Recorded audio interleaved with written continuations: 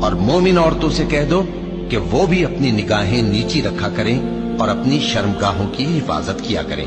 اور اپنی آرائش یعنی زیور کے مقامات کو ظاہر نہ ہونے دیا کریں مگر جو اس میں سے کھلا رہتا ہو،